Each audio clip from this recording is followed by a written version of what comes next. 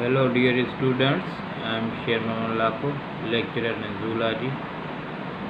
I have selected three topics from chapter number 13. Today I would like to teach you. First topic is acid rain, second is greenhouse effect, third is ozone depletion. Now we are starting first topic, acid rain. Acid rain is a broad term that includes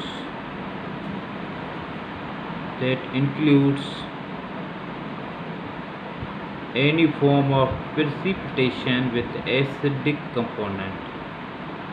इसका मतलब है कि ऐसा rain जिसमें acid हो, जब वो ज़मीन पर पड़ेगा तो वो जो है वो फसल को नुकसान होगा, फॉरेस्ट को भी नुकसान हो सकता है, लेक्स को भी नुकसान हो सकता है, लेक्स में जो जिंदा चीज़ें होती हैं उनको नुकसान हो सकता है। तो यहाँ पर मैंने लिखा है this can include rain that is acidic. इसका मतलब है जब रेनफॉल होगी उसमें एसिड जो होगा वो होगा। ये जो रेन होता है उसमें एसिड क्यों होता है?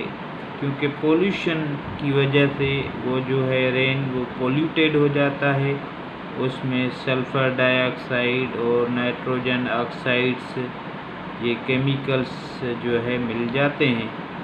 तो फिर रिएक्शन होता है, जब ये रिएक्शन होता है तो फिर जो है फिर क्या होता है कि भाई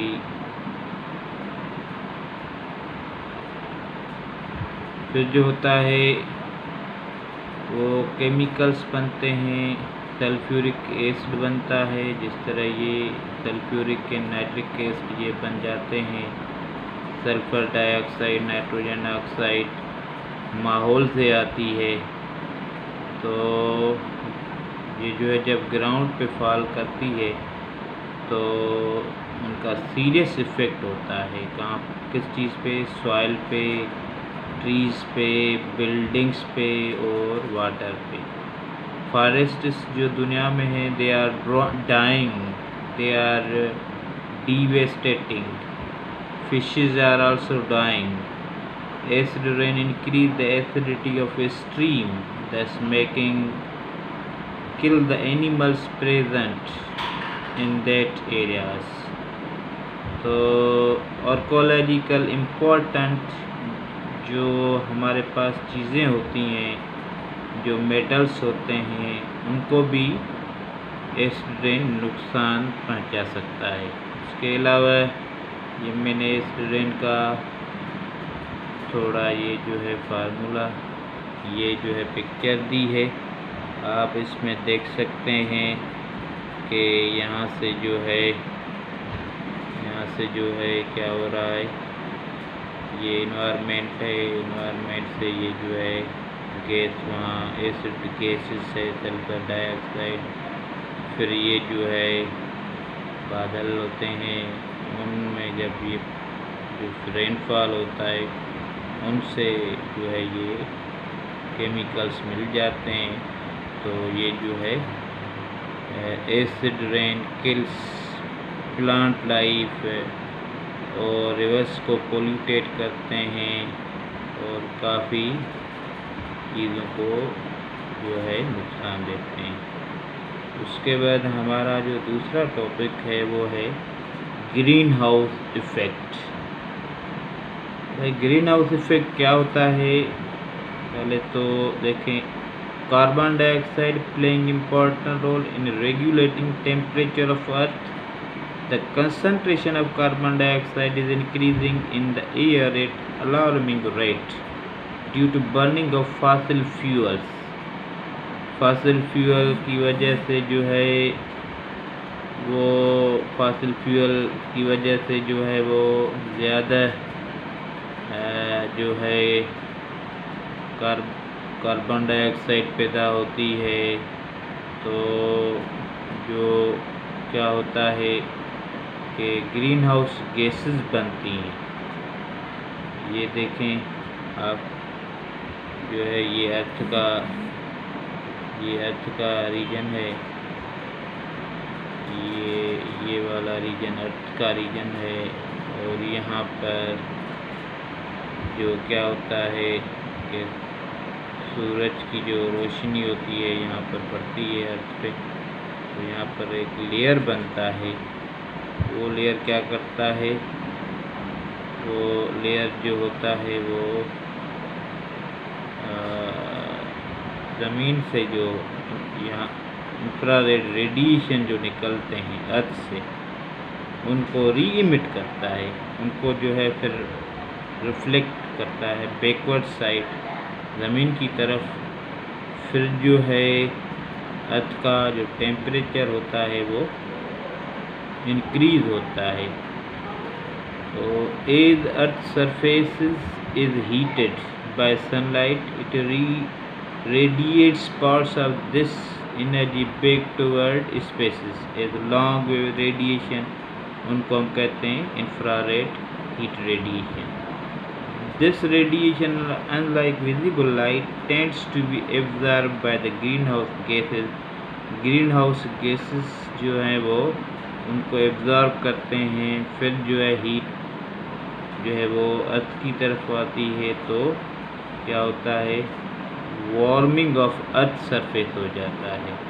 ये जो हमारा ट्रोपोस्फीयर लेयर है, एटमॉस्फेयर का लोवेस्ट लेयर है, उसको हम ट्रोपोस्फीयर कहते हैं।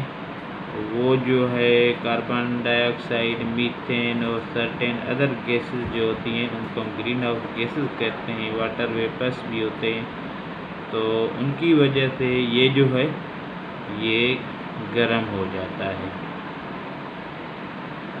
उसके बाद हमारे पास जो है इसका इंडस्ट्रीज़ जो होती हैं, industries that manufacture insulating foams, solvents, soaps, cooling things like air conditioners, refrigerator, से जो है CFC ये निकलता है। CFC क्या करता है, ये जो है अल्ट्रा वायलेट रेडिएशन की मदद से ये ओजोन को डिप्लीट करता है। तो इसको हम कहते हैं ओजोन डिप्लीशन। ओजोन एक लेयर होता है, वो जो है ये एक लेयर है, यहाँ पर ओजोन का लेयर है, O3 है ये। और ये जो लेयर है वो सोलर से जो रेडिएशंस आते हैं उनको ये जो है वो उनसे रिएक्शन करता है, उनको हार्मफुल अल्ट्रावायलेट रेडिएशन को ये प्रिवेंट करता है ताकि ये ज़मीन पे ना पड़े। जैसे ही अर्थ से CFC वगैरह पैदा होती है तो ओजोन लेयर से CFC क्लोरोफ्लोरोकार्बन है, ये जो है वो अर्थ से रिएक्शन करती है। फिर क्या होता है, CFC जो है वो ओजोन से रिएक्शन करती है, O3 से, उसको कन्वर्ट करती है क्लोरीन और ऑक्सीजन में। तो इसमें ये जो है डिप्लीशन आ जाता है, उसको हम कहते हैं ओजोन डिप्लीशन। तो how we can define ozone depletion? Ozone is a layer, there is depletion in this layer due to presence of CFC chlorofluorocarbon. What is the main job of ozone layer? Ozone layer is made up of O3, and the main job of the ozone layer is to prevent harmful ultraviolet radiations.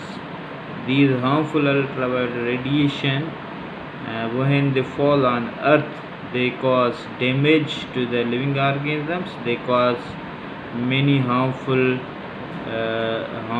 diseases. तो यहाँ पर मैंने definition लिखी है ozone की। Even though ozone is a small part of the gases in the layer. It is a shield.